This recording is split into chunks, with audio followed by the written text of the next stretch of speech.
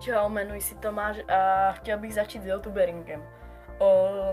Vlastně, jak se budu jmenovat? Budu se jmenovat Tomáš TV a vlastně, no prostě, proč zrovna Tomáš TV? Vím, proč se ptáte, ale prostě jmenuji se Tomáš a prostě, nevím, Channel TV.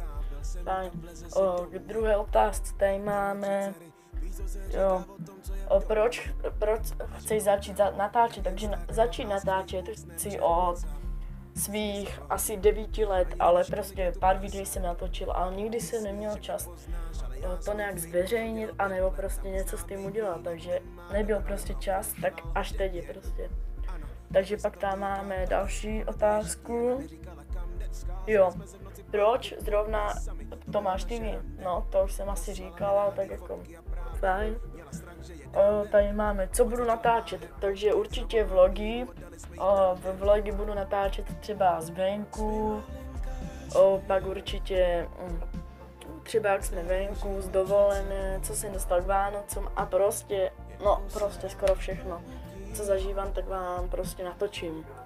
A ještě bych chtěl říct, jako, nevím, nechci říkat, jako můžete si o mě myslet, co chcete, ale třeba chovám se úplně jinak než v těch videích, takže jako, nevím.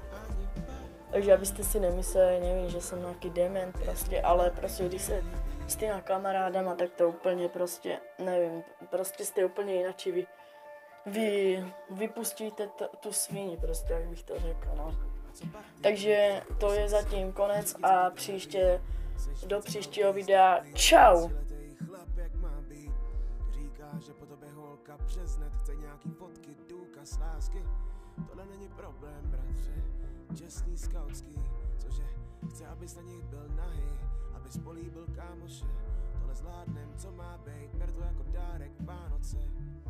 Teď to bude chtít, aby se s náma opil, další bude bolet, by the way, jestli myslíš, že to byla holka, omyl, jen fake profil.